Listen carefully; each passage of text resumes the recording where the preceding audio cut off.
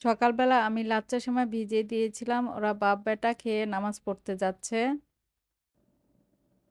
এই যে ওরা ঘুরতে বের হয়েছে। ঈদের দিনে বাড়ির খাবার ওদের মনে হয় ভালো লাগে না, তাই বাইরের খাবার খাচ্ছে।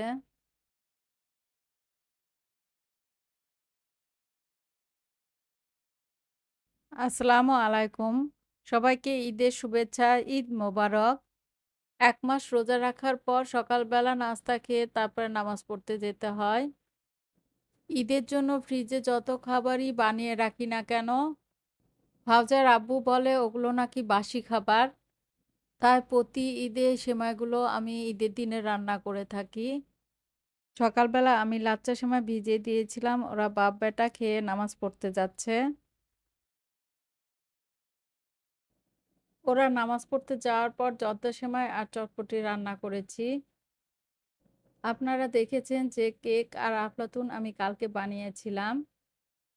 আমি অনেক রকম আইটেম বানাতে পছন্দ করি, কিন্তু ঈদের পরে ঢাকার বাইরে বেড়াতে যাব। তাই এবার বেশি আইটেম বানাইনি। দুপুরে খাওয়ার আগ পর্যন্ত এগুলো টেবিলে থাকবে, ওরা ঘুরবে আর একটু পর, পর খাবে। ফায়াজের চটপটি অনেক পছন্দ। ও নামাজ পড়ে এসে চটপটি খাচ্ছে।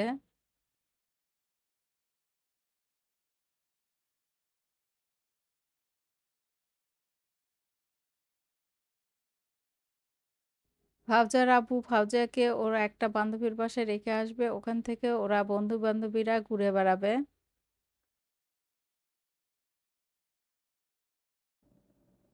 এই যে ওরা ঘুরতে বের হয়েছে।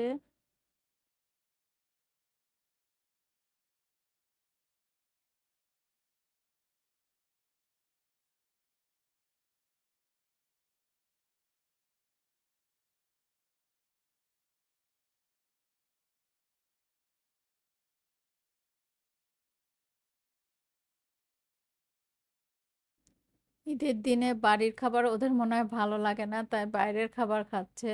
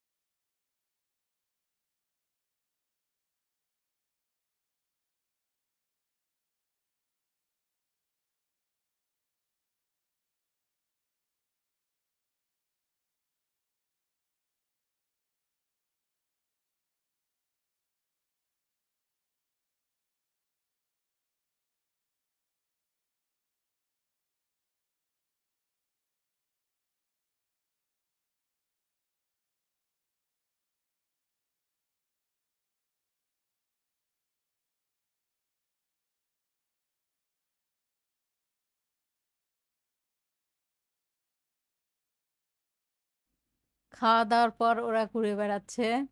আসলে এই বয়সটাই হচ্ছে অনেক আনন্দের।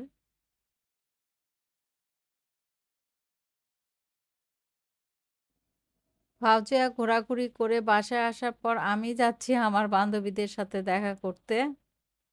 এগুলো হচ্ছে আমার ঢাকার বান্ধবী। অনেকদিন পর দেখা হয়ে অনেক ভালো লাগলো। এভাবেই কেটেছে আমাদের এবারের ঈদের দিন। আপনাদের ঈদের দিনটা কেমন কেটেছে অবশ্যই কমেন্ট করে জানাবেন। সবাই ভালো থাকবেন। আজ এই পর্যন্তই। আল্লাহ হাফেজ।